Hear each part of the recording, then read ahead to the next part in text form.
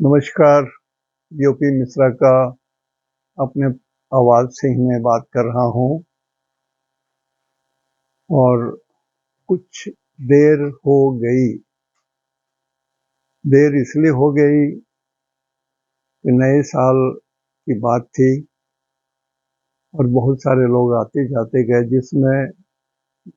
जिसमें करता हूँ उसमें बहुत सारे लोग आ गए थे। इसी कारण मैं नहीं कर पाया और क्षमा मांगता हूँ। बहुत देर हो गई हमको। और नए वर्ष की शुभ कामनाएं, बहुत सारी ढेर कामनाएं, और खास करके उन लोगों को मेरी शुभेच्छा जो लोग ईश्वर को विश्वास नहीं करते, जो लोग ज्योतिष को विश्वास नहीं करते, जो लोग सोचते हैं कि भाग्य के नियंता वही हैं, ऐसे लोगों को बहुत शुभकामनाएं। तो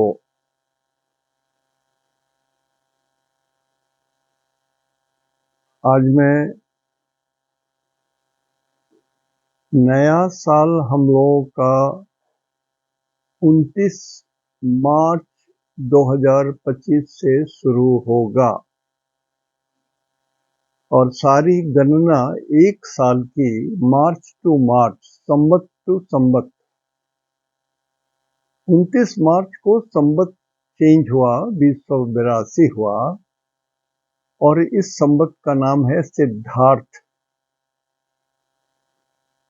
तो जब ये संवत फिर अगले मार्च को जब ये चेंज करेगा और दूसरे नए संवत 2083 आएंगे, 2083, तब तक के लिए ये वैलिड है जो आज मैं बता रहा हूँ। एक साल के लिए वैलिड रहेगा। लेकिन जो नया साल हुआ 1 जनवरी के रात की कुंडली मैं नहीं बनाता। ये तो पिछले साल यदि याद रखे होंगे, कहीं नोट किए होंगे आपके, होगा तो पिछले साल मैंने बताया था, वो आपको ढूंढ लीजिएगा। जैसे आज जो मैं बताऊंगा वो आपको अगले मार्च तक याद रखना होगा या प्रिजर्व करके रखना होगा। अस्तु, हम लोग के सिस्टम से जब वर्ष प्रवेश होता है 29 मार्च 2025 को, जो नया साल शुरू हुआ,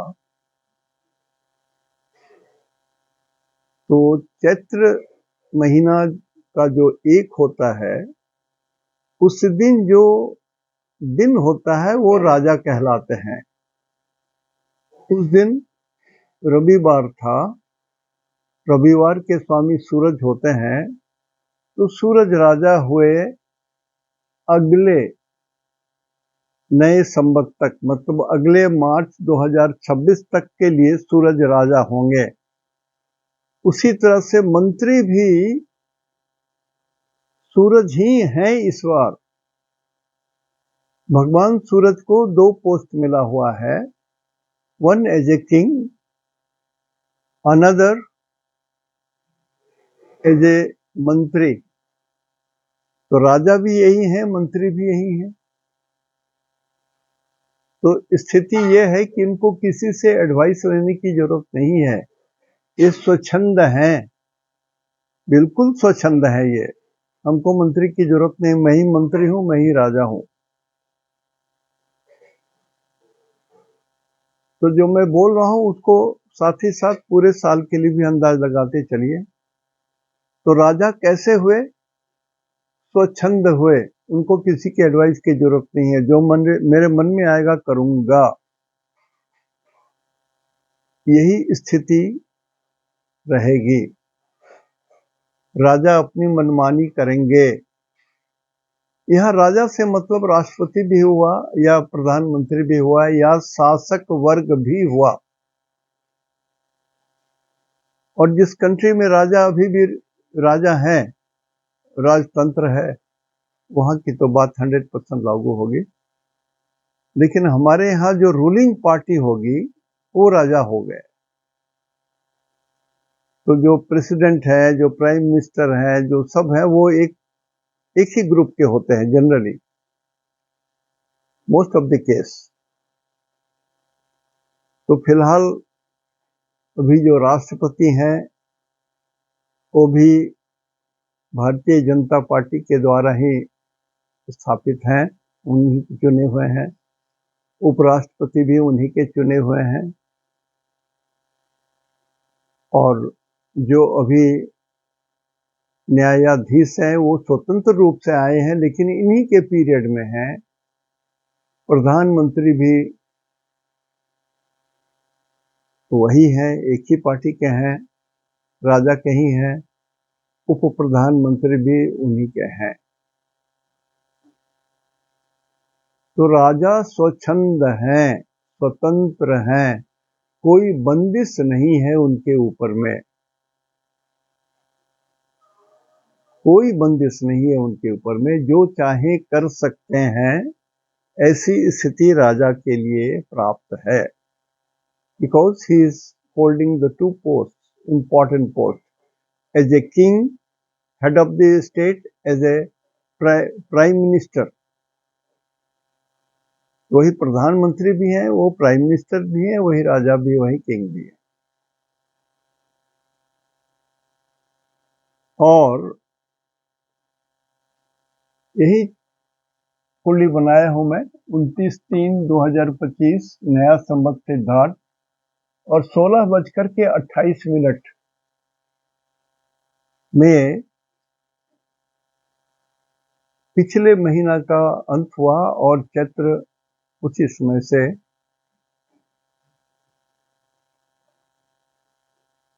चला, लेकिन सूर्योदय हुआ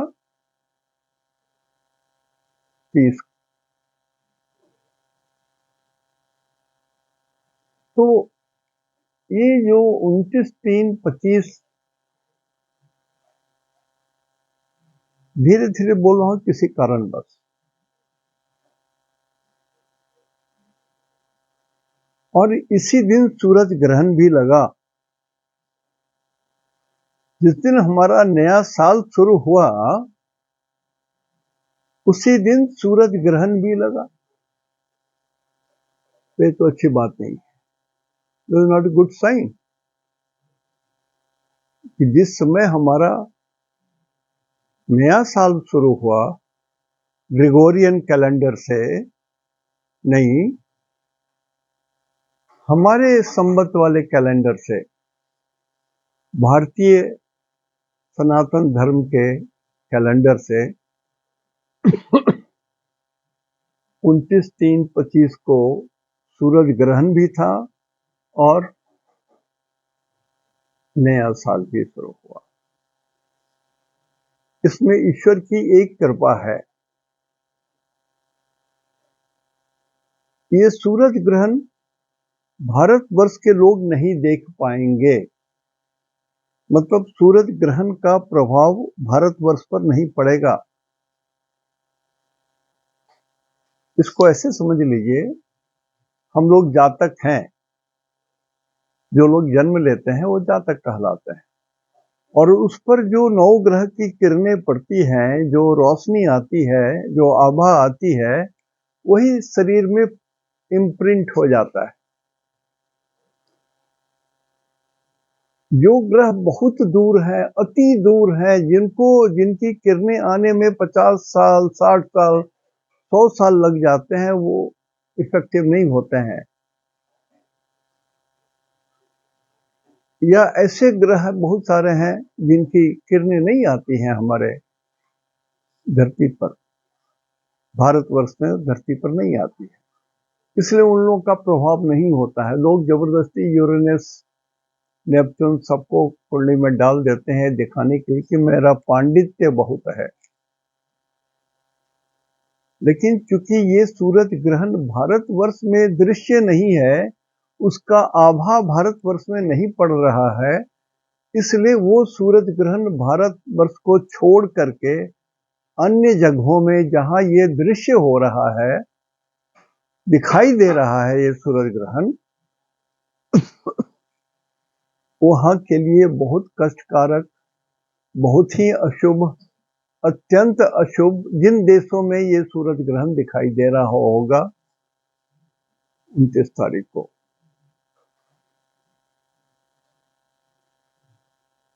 तो अकेला भारतवर्ष में या जहां नहीं दिखाई दे रहा है वहां तो ठीक है, हम लोग तो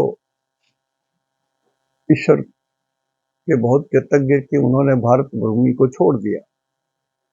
लेकिन जहां हो रही है, हम लोग तो एक समाज में जी रहे हैं ना, यूनो के मेंबर हैं, और भी बहुत सारे लोग हैं जो मेंबर नहीं है, फिर भी उनके बीच में, अंतरराष्ट्रीय समूह के बीच में हम लोग हैं, और सबकी भूमिका है, सब कोई एक दूसरे से जुड़े हुए हैं।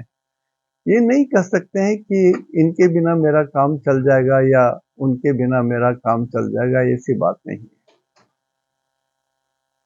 तो यदि विश्व के 90% देश में सूरज ग्रहण दिखाई देता होगा या जहां जहां दिखाई देता होगा, वहां क्या होगा एक कल्पना करने में भी डर लगता है।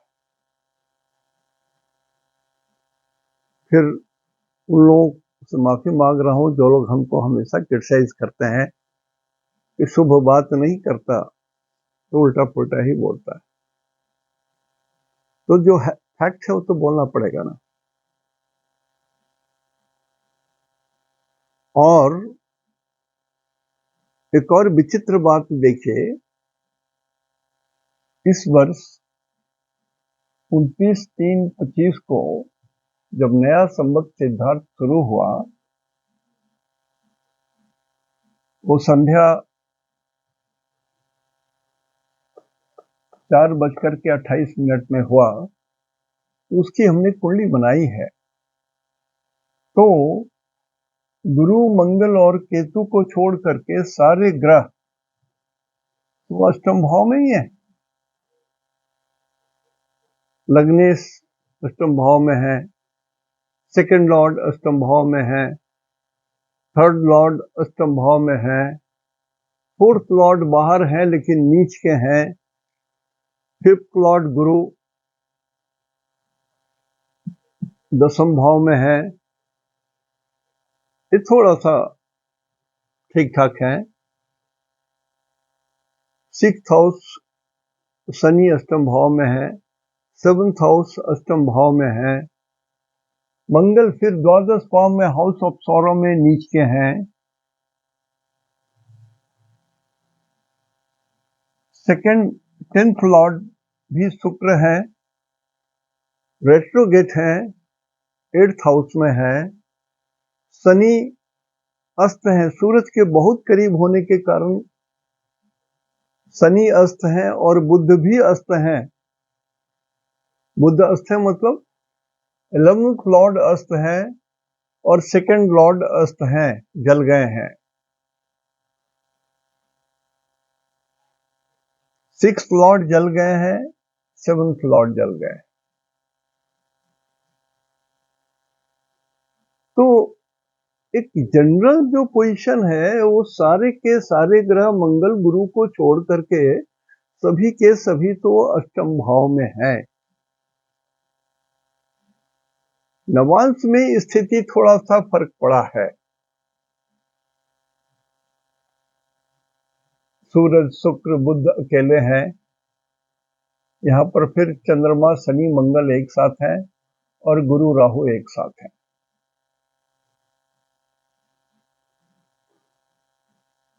दुखी मन से मैं बोल रहा हूं कि ये वर्ष बहुत उथल पुथल भला होगा, बहुत अच्छा नहीं होगा, बहुत अच्छा नहीं होगा। जिनके कुंडली में गुरु कुछ दे रहे हैं तो ये तो कुछ दे देंगे, बढ़िया आपके लिए कल्याणकारी होगा। या जिनके कुंडली में गुरु शुभ स्थान के मालिक हैं, लग्नेश हैं, सुखेश हैं, दशमेश हैं, कैसे भी शुभ हैं, तो आपके लिए थोड़ी सी राहत है। ठीक उसी तरह से किसी के कुंडली में मंगल भी शुभ हो, मंगल भी शुभ हो, अभी मंगल बहुत दिनों से नीचे चल रहे हैं और 22 तारीख तक, 22 जनवरी तक नीचे रहेंगे। और मैं कुंडली बनाया हूं मार्च का, फिर उसमें जब मार्च आएगा उसमें फिर ये कर्क में ही आ जाएंगे।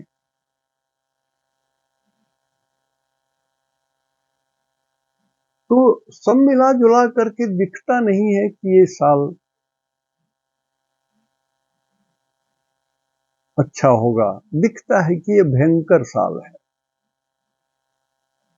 तो देखिए, मेरा तो मैं इतना ही कहूंगा, रिक्वेस्ट करूंगा, हर कोई जितना संचय कर सकता है संचय करके रख ले। अनाज खाना पीना जो है वो संचय करके रख लीजिए, पैसे संचय करके रख लीजिए। सावधान रहने में कोई दिक्कत नहीं है,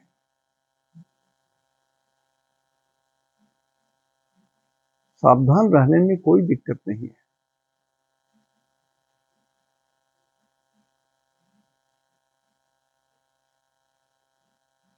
मेरी बोली से थोड़ी भय जरूर उत्पन्न हो जाती है। मैं ये नहीं कह रहा कि थर्ड वर्ल्ड वॉर हो ही जाएगा। स्थितियां उसी के समान है, यदि नहीं भी होता है तब भी आफ्टर इफेक्ट उसी के समान है। अब देखिए, मृत्यु के घर में जितने ग्रह हैं, यदि सभी ग्रह के शहरों का मैं नाम बताऊं तो आपको अंदाज लग जाएगा कि कहां कहां कष्ट है। और ये 12 नंबर में है गुरु, जरूर वृषभ में है। वृषभ का मतलब ये स्थिर लग्न है, जो रिजल्ट मिलना है वो जरूर मिलेगा, स्थिर है, फिक्स्ड साइन में है। अच्छा रिजल्ट मिलना है तो अच्छा जरूर ही मिलेगा।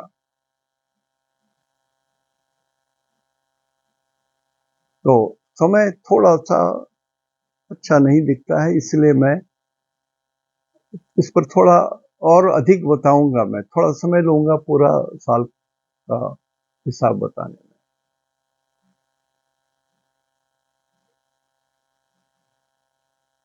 तो इस साल राजा भी सूरज है, मंत्री भी सूरज ही है। तो जहां जहां ये ये सूरज ग्रहण दिखाई देगा, वहां वहां के राजाओं पर भयंकर संकट है। अपनी मनमानी करेंगे, मनमानी करें तो ठीक है, पब्लिक के हित में भलाई करने में मनमानी कीजिए, ईश्वर को पूजन करने में, ईश्वर की कृपा में, भक्ति में लगे रहिए, उसमें मनमानी कीजिए, लेकिन निगेटिव की ओर मत जाइए, निगेटिव की ओर मत जाइए। मैं बिना किसी लाग लपेट के और बिना किसी के, मैं माफी मांगूंगा कि आप लोग कुछ बुरा मत सोचिएगा मेरे कहने का। अभी हमारे देश के जो राजा हैं और प्रधानमंत्री हैं, राजा तो नारी हैं, भगवती हैं, जन्मना ये लोग, औरतें जन्मना, रेयर, अपवाद तो हर चीज का होता है। ये लोग धार्मिक होते हैं, ईश्वर के प्रति अनुरक्त होते हैं, जिस रूप में भी हो, जैसे भी हो। और भारतवर्ष सनातन धर्म है, यहाँ की नारियां बिल्कुल पवित्र होती हैं और ईश्वर में समर्पित होती हैं। अपवाद तो सभी जगह है। कुछ लोग निरंकुश जीना चाहते हैं, स्वच्छंद जीना चाहते हैं, मनमौजी से जीना चाहते हैं, उनके लिए कोई नियम लागू नहीं होता है। जब पुरुष मस्त होकर के जी सकता है तो मैं नारी क्यों ना जीऊं? ये थ्योरी नहीं, हमारा धर्म है ईश्वर प्रधान धर्म है, ईश्वर प्रधान ज्ञान है।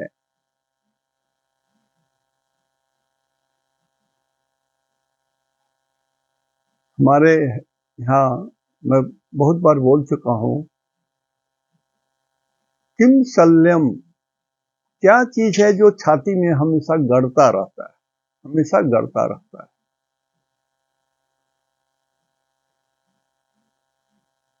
उत्तर है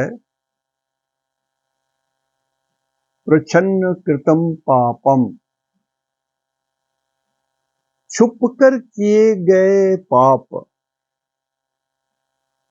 छुप कर किए गए पाप ईश्वर नहीं देख रहा है, कोई नहीं देख रहा है, पड़ोसी नहीं देख रहा है, बेटा नहीं देख रहा है, माँ नहीं देख रहे हैं, पापा नहीं देख रहे हैं, तो प्रच्छन्न कृतम पापम,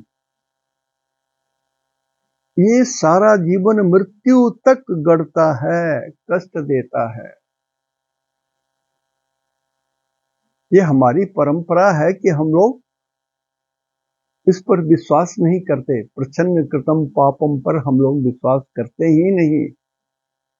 हम लोग सरेंडर करते हैं, सुबह भगवान के पास सरेंडर करते हैं और रात में सोने के पहले भगवान के पास सरेंडर करते हैं। ये नहीं कि एक बार पूजा कर लिया हो गया। हम लोग के एक एक डेग पर भगवान है, एक एक स्टेप पर भगवान है। भगवान के साथ जीते हैं, भगवान के साथ मरते हैं। ये भारत भूमि है, इसलिए ये जो सूरज ग्रहण के साथ जो ये नया साल हुआ, वो कम बोझा पड़ेगा भारतवर्ष के लिए।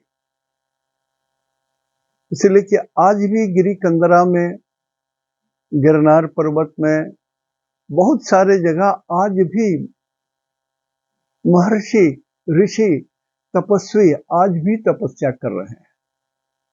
आज भी वहां पर गुप्त रूप में छुप करके तपस्या कर रहे हैं। प्रच्छन्न कृतम पापम नहीं, प्रच्छन्न कृतम पुण्यम। ऐसे लोग हैं, आज भी हैं और बहुत हैं, ढूंढो तो।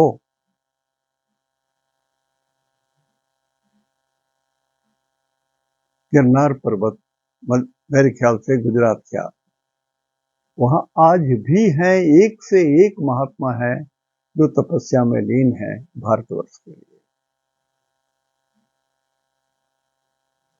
तो ये लग्नेश का अष्टम भाव में आना उतना कठिन नहीं होगा।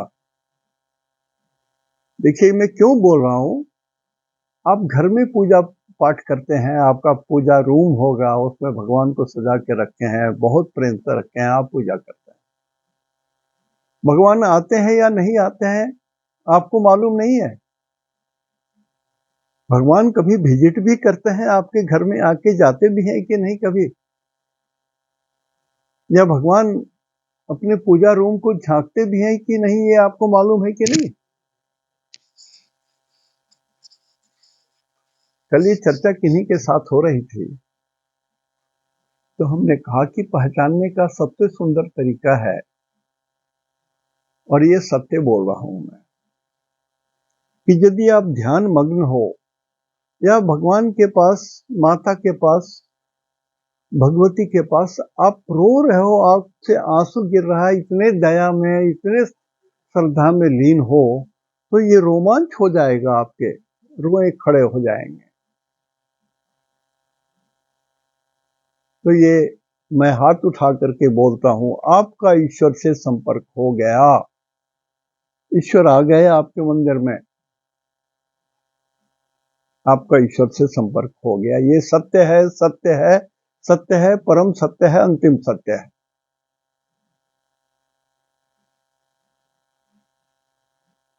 तो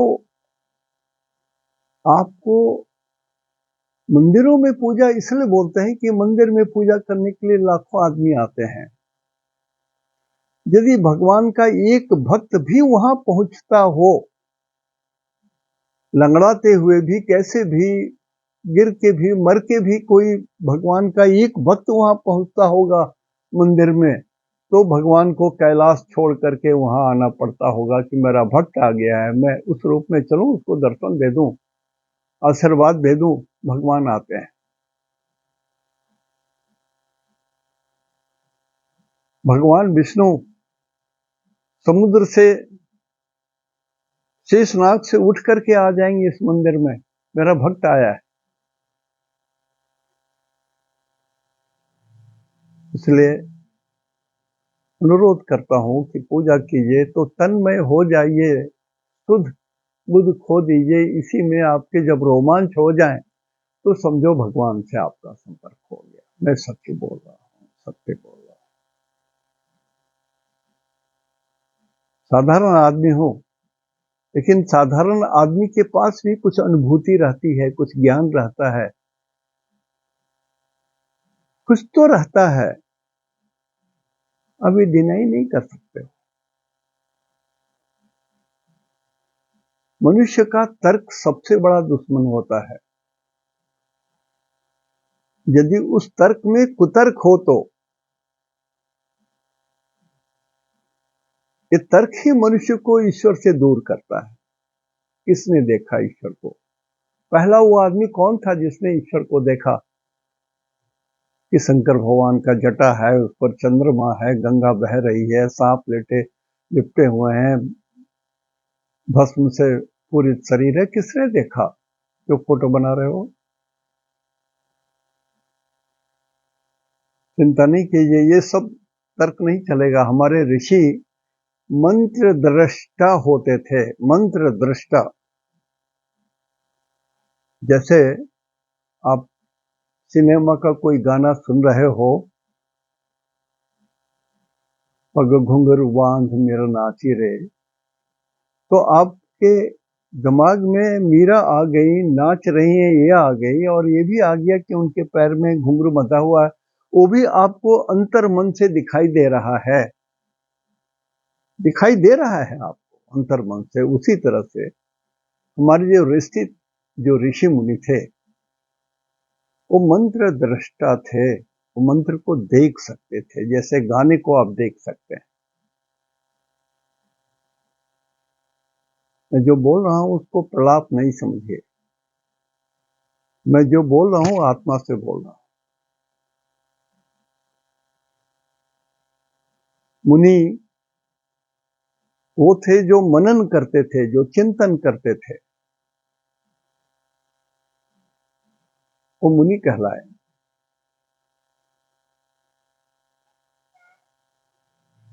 जो मंत्र की रचना करते थे और उसको देख पाते थे, उस चिंतन के बाद वो ऋषि हुए। तो उन ऋषियों की बनाई ही ये एस्ट्रोलॉजी है। उसी उन्हीं के दम पर मैं ये बोल रहा हूं कि ये नया साल थोड़ा कष्टदायक, पीड़ादायक, झंझट के साथ बीत सकता है, लेकिन इसमें कमी बेसी हो सकती है। 100 पैसा खराब हो तो 80 पैसा, 20 पैसा घटा सकते हैं भगवान को ध्यान करके, उनको पुकार के, उनसे झगड़ा करके, उनके साथ रो करके, उनके साथ प्रेयर करके आप घटा सकते हो। और जिनको अहंकार है,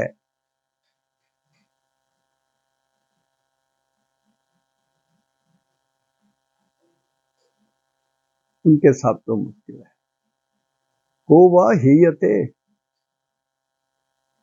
किसका पतन होता है? जो अहंकारी है उसका पतन होता है।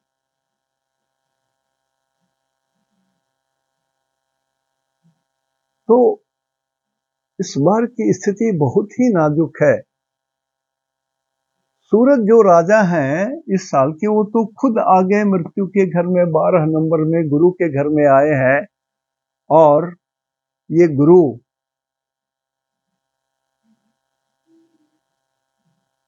मीन देखिए, मैं कुछ कल नोट कर रहा था, पता नहीं है कि नहीं।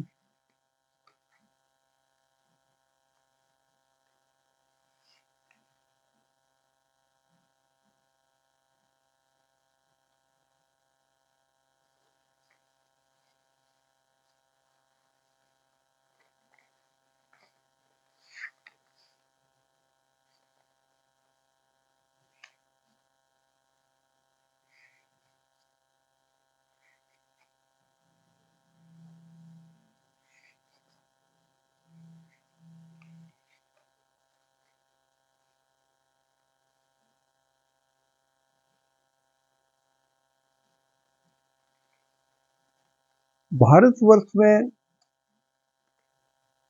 इस मीन को, ये मीन किसको रिप्रेजेंट करता है जहां पर इतने सारे ग्रह इकट्ठे हो गए?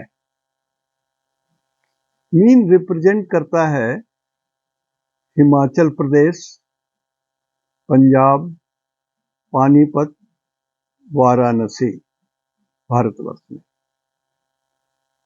मतलब यहाँ कुछ उथल पुथल होनी है, यहाँ कुछ उथल पुथल होनी है, राज टूटना है, पतन होना है, सरकारें गिर सकती हैं, बड़े आतंक हो सकते हैं। हिमाचल प्रदेश, पंजाब, पानीपत, वाराणसी। और विदेशों में ये अफ्रीका, सूडान और रेगिस्तान को इंडिकेट करते हैं। सहारा रेगिस्तान हुआ, सूडान से सटे रेगिस्तान हुए। फ्रांस, पुर्तगाल, इजिप्ट, इंग्लैंड, न्यूजीलैंड, स्पेन, यूएआर, ये सब कंट्री को, इस सब कंट्री में दृश्य भी होंगे और वहां आफत भी आएगी। ये स्थिति है। और केतु देखिए यहां अलग पड़ा हुआ है।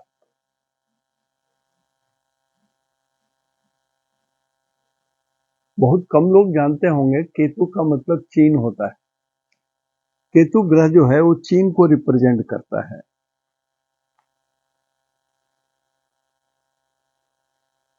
चीन को रिप्रेजेंट करता है, ईरान को रिप्रेजेंट करता है, अफगानिस्तान को रिप्रेजेंट करता है, चोल, पल्लव और रेगिस्तान वगैरह को भी ये केतु रिप्रेजेंट करता है। तो ये सेकंड हाउस में केतु होने से ये मारक हो गया, ये मार्केस हो गया ये।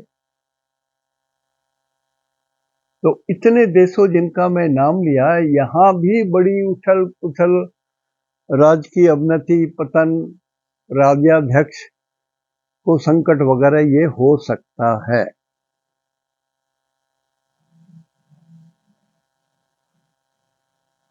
मैं फिर से रिपीट कर देता हूं। चीन, ईरान, अफगानिस्तान, हून, चोल, पल्लव, रेगिस्तान और कुछ दूर तक ये एरिया जो है वो इंग्लैंड वगैरह भी आ जाता है।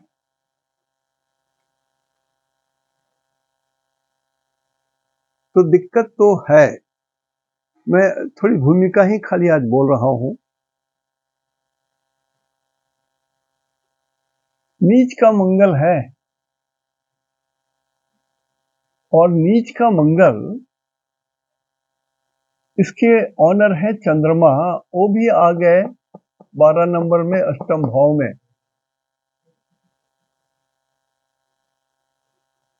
तो चंद्रमा 12 9 ग्रहों में चंद्रमा अभी सबसे वीक पोजीशन में है। He is dispositor of negative marks.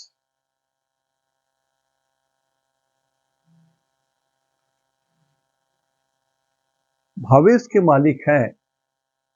ये जो 4 नंबर है इसके मालिक तो चंद्रमा है, और इनके पेट में एक मंगल है और जो निगेटिव है।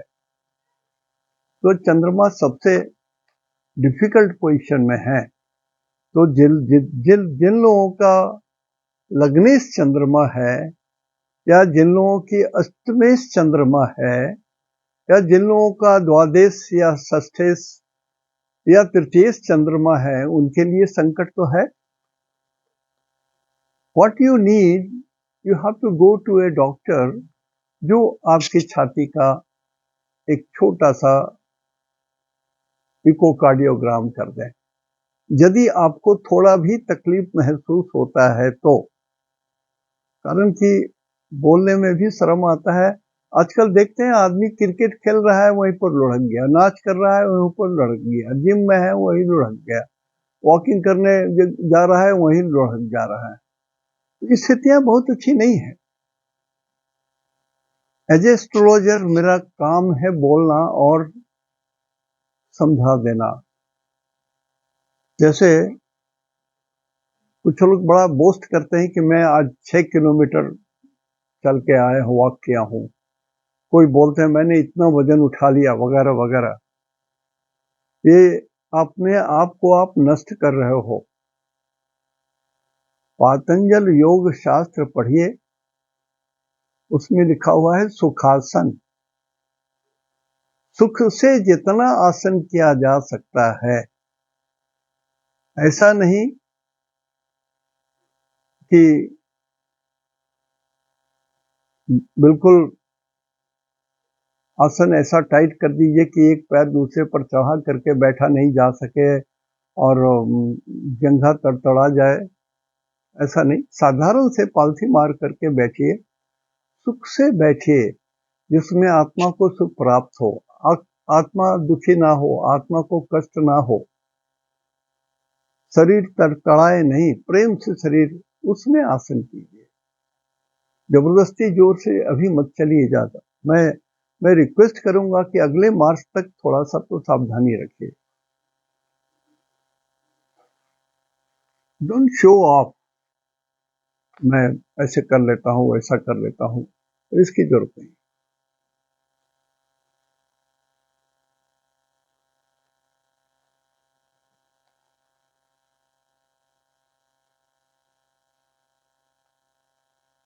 देखिए, चंद्रमा जो है वो भी कुछ देश को रिप्रेजेंट करता है। चंद्रमा रिप्रेजेंट करते हैं केरल, कौशल, यवन और बनवासी।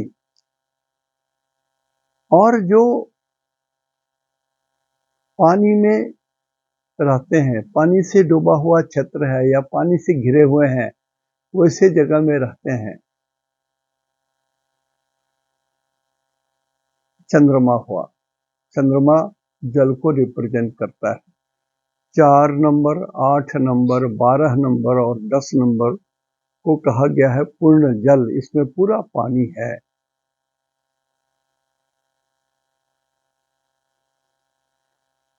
जब चंद्रमा पर जल मिला तो साइंटिस्ट लोग कितने प्रसन्न हुए थे, पेपर रंगा गया और टीवी, और ये पानी की खोज हो गई चंद्रमा पर। चंद्रमा पर पानी है तो जीवन भी यहाँ पर टिकेगा। लेकिन चंद्रमा पर पानी है ही, ये तो कोई भी एक एस्ट्रोलॉजर जो कल को सीख रहा है उसको मालूम है कि चंद्रमा पर पानी है। और उत्तरी क्षेत्र, 4 नंबर नॉर्थ को बोलते हैं, तो उत्तरी क्षेत्र पर north of the moon is full of water, बहुत बड़े समुद्र है। तो जिन लोगों का लग्न चंद्रमा का है, कर्क लग्न है, या चंद्रमा पापी ग्रह के साथ है, या चंद्रमा कष्ट देने वाले ग्रहों के साथ है, थोड़ा आप अपने को तो संभालिए, ये इसकी आवश्यकता है।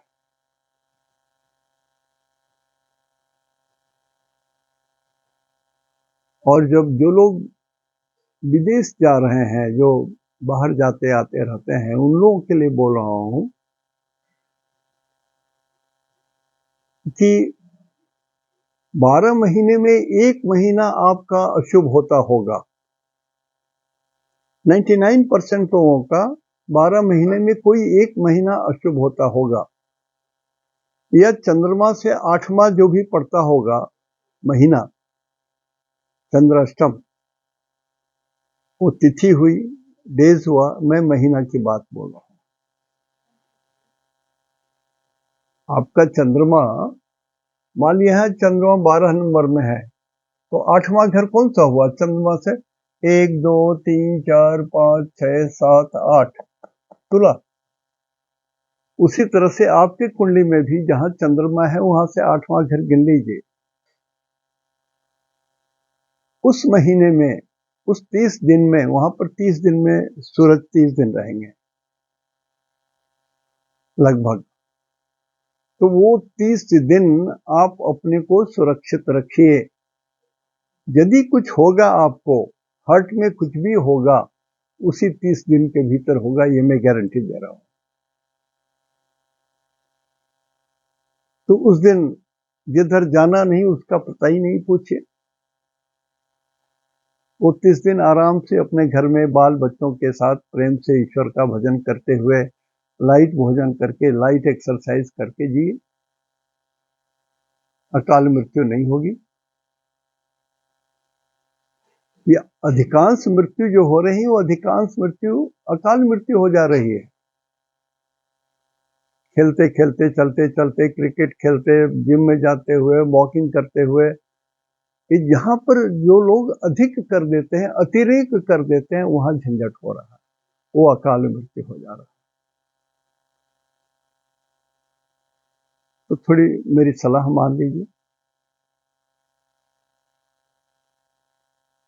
अब इस बार देखिए 13 अप्रैल से लेकर के 6 मई तक, 13 अप्रैल से 6 मई तक के अंदर 4 ग्रह रहेंगे। अभी देखिए कितने हैं यहाँ पर, 1 2 3 4 5 6, अभी 6 ग्रह हैं। तो युति 2 ही ग्रह की अच्छी होती है। 3 ग्रह की युति हो तो खराब, कुछ तो खराब मिलेगा।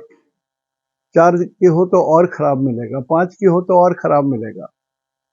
युति माने 2 ग्रहों की युति को हम लोग बैलेंस्ड युति मानते हैं, या एस्ट्रोलॉजर लोग उसको बैलेंस्ड मानते हैं। मान लिया यदि सूरज से कोई युति करता है तो उसका 2 उधर घर और 1 इधर, 3 ही घर की बात हुई। या चंद्रमा के साथ कोई एक ग्रह युति करता है तो उसके मंगल करते हैं, तो मंगल के 1 और 8 घर, 1 नंबर वाला घर, 8 नंबर वाला घर, और चंद्रमा का 4 नंबर वाला घर, ये 3 ही घर को आपको स्टडी करना है। इसी में सुख दुख मिलेंगे, थोड़े मिलेंगे, अधिक। लेकिन यदि 4-5 ग्रह इकट्ठे हो गए तो समझिए 8-10 घर पूरे कुंडली को चपेट में ले लेता है। अभी वही स्थिति बनी हुई है। फिर 13 अप्रैल से लेके 6 मार्च तक इसी मीन में 4 ग्रह रहेंगे। बुध, शुक्र, शनि, राहु, 4 ग्रह रहेंगे। 4 ग्रहों की युति होगी। और फिर 29 मार्च से लेकर के 13 अप्रैल तक ये 5 ग्रह रहेंगे। ये भी ठीक नहीं है। इतने ग्रहों का युति होना ठीक नहीं है। आप देखिए कोई भी ग्रह कहीं भी हो, अभी जो स्थिति है यहां से कोई ग्रह 6 पोजीशन में नहीं है। न गुरु के 8वें कोई है, न छठे कोई है। मंगल के 8वें कोई नहीं है, छठे भी कोई ग्रह नहीं है। तो कोई ग्रह षडाष्टक नहीं पड़ा हुआ है, द्वि द्वादश भी नहीं पड़ा हुआ है। लेकिन अष्टम भाव में इतने ग्रह पड़े हुए हैं, मीन मीन मीन मीन, जल, पानी, पूर्ण जल। तो जल के द्वारा जो हो रहा है देख ही रहे हैं। जब युग बदलता है या जब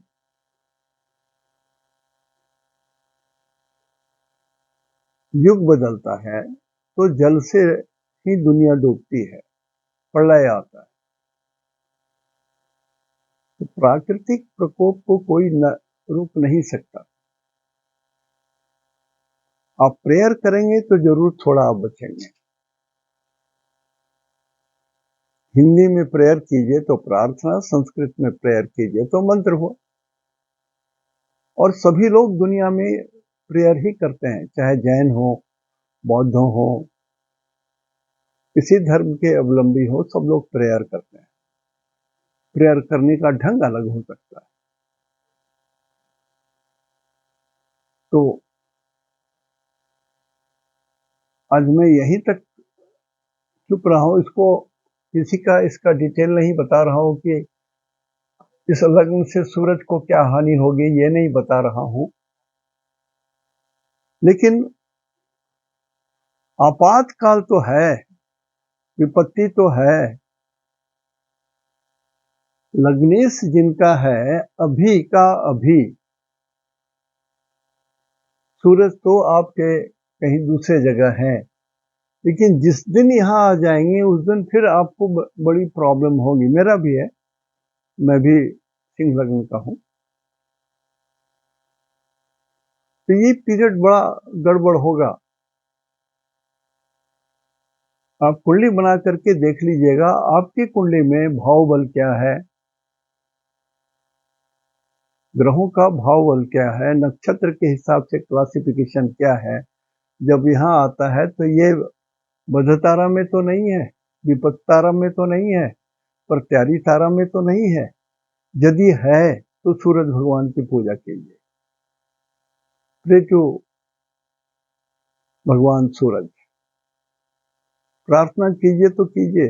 डोंट से कि हमको मन नहीं लगता है, अच्छा नहीं लगता है, आई डोंट बिलीव, ब्लडी कुछ भी आप करो, बिलीव ना करो, मंत्र के ऊपर में पैर से पीटो कूदो, जो करना है करो, लेकिन करो यार, जिंदगी बच जाएगी, जिंदगी बच जाएगी। मैं आतुर होकर के बोल रहा हूं। ऐसे लोग हैं, भगवान है नहीं, जो ऐसे हैं वैसे हैं, क्या एक एक थ्योरी ऐसा निकाल देंगे कि उत्तर्क और कुतर्क।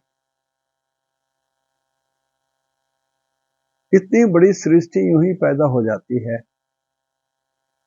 बरसात के दिनों में कहीं भी एक छोटा सा गड्ढा है, उसमें पानी जमा हो जाएगा तो देखिएगा उसमें मछली अपने आप पैदा हो जाते हैं।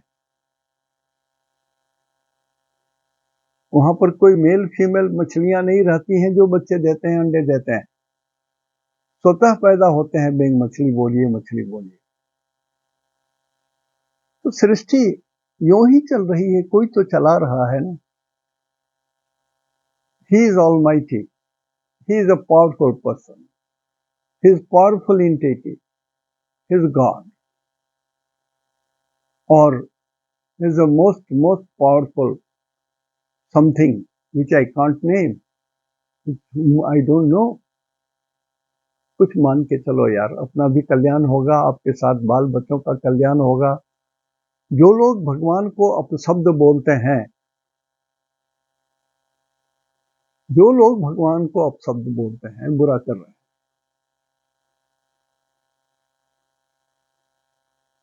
जो लोग ईश्वर को नहीं मानते हैं, मैं कहता हूं आप अपने पापा का फोटो सीढ़ी के ऊपर में लगा के रख दीजिए, ठीक सीढ़ी से ऊपर फ्लोर पर लगा दीजिए, कि जब सीढ़ी पर से चढ़ के ऊपर कोई पैर रखेगा फ्लोर पर, तो वो आपके पापा के मुंह पर पैर रखे,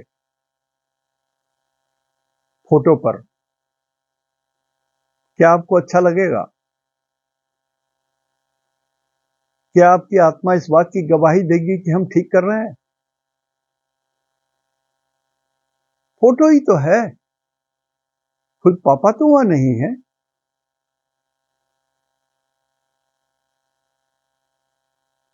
सर थोड़ा धीमे चलिए ना, धीरे धीरे चलिए, किसी को तो मान लीजिए। आप अपने बॉस को नमस्ते करते हो तो भगवान को भी नमस्ते कर लो ना।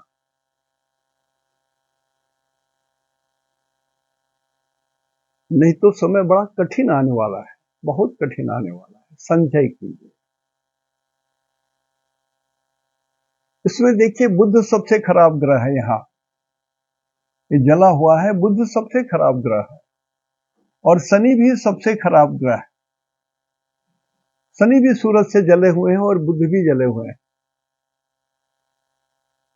तो सिंह लग्न में बुध तो 11th लॉर्ड के होते हैं और सेकंड लॉर्ड होते हैं, दोनों धन का स्वामी है। तो बुध वाले जो लोग हैं दरिद्र होने जा सकते हैं, हो सकते हैं आप दरिद्र हो जाएं, आपका सारा धन लूट लिया जाए, जो सारा धन आप बर्बाद कर दो, या आपके निर्णय इतने गलत होंगे, आप अपने डिसीजन इतने गलत लोगे कि आप सारी संपत्ति बेच करके रोड पर खड़ा हो जाओगे। आपके पास इतना पैसा नहीं रहेगा कि चिनिया बादाम खरीद करके बेच सको, जो पैसा उपार्जन करने नहीं हो। No business, no business, never never never never. अभी से संचय करो। और अभी से सोच लो, पैसे को एकदम दांत से पकड़ के रखना। तब यदि ये परिवार वाले हो तो, परिवार वाले नहीं हो तो मुखलिस जिंदगी है, भीख मांगने से भी तो आदमी जी लेता है। मैं बार बार बोलता हूं कि जिंदगी का सबसे बड़ा धन शरीर होता है, पैसा नहीं होता है। आपके पैर हाथ चलते होंगे तभी न चल करके आप भीख मांग सकिएगा। भीख मांगने के लिए भी आपके शरीर को चलना पड़ेगा, या शरीर की जरूरत पड़ेगी, हाथ ऐसे बढ़ाना पड़ेगा। पैसा बड़ा नहीं है, शरीर बड़ा है। और शरीर बड़ा है तो इस शरीर को जन्म देने वाले माता पिता है, और इस माता पिता को सामर्थ्य देने वाले भगवान हैं। तो गर्व तो थोड़ा नीचे करो, गर्व को तो थोड़ा घटाओ, तर्क को हटाओ, कुतर्क को हटाओ। समय खराब आ रहा है, सावधान हो जाओ। और वही हालत शनि की है। जिन लोगों का लग्न शनि का है या अष्टमेश शनि है, षष्ठेश शनि है, द्वादश भाव का लॉर्ड शनि है, एकादश भाव का लॉर्ड शनि है, तो आपके लिए भी तो विपत्ति सामने में खड़ी है, वेट कर रही है। संकट आपके लिए भी वेट कर रहा है। इस साल का जो ये सिद्धार्थ,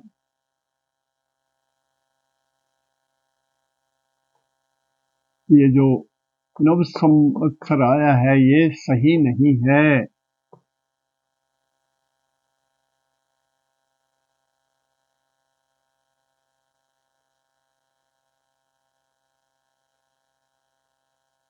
और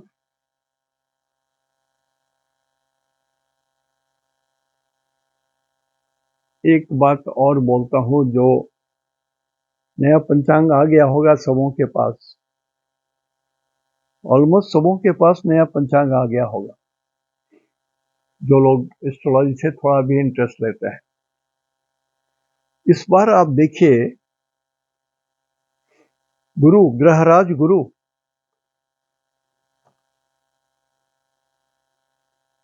17 डिग्री में 48 डेज हैं। वृषभ राशि के 17 डिग्री पर 48 डेज हैं। 12 जनवरी से लेकर के महीना भर 20 दिन हुआ, और फरवरी का 28 दिन, 48 दिन हुआ। तो मैं प्रश्न छोड़े जा रहा हूं आपको, कृपया स्टडी कीजिए। ये 17 दिन, सॉरी 48 दिन 17 डिग्री में गुरु रहेंगे। शनि तो अपने जगह पर हैं, और राजा और मंत्री अपने जगह पर हैं, लेकिन गुरु 17 डिग्री में 48 डेज रह रहे हैं 2025 में।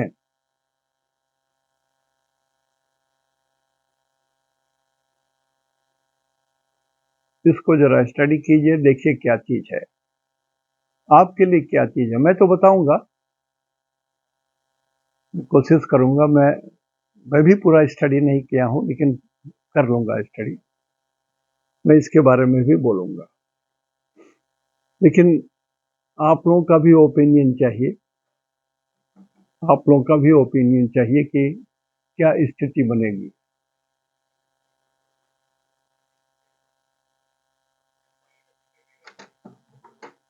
आइए,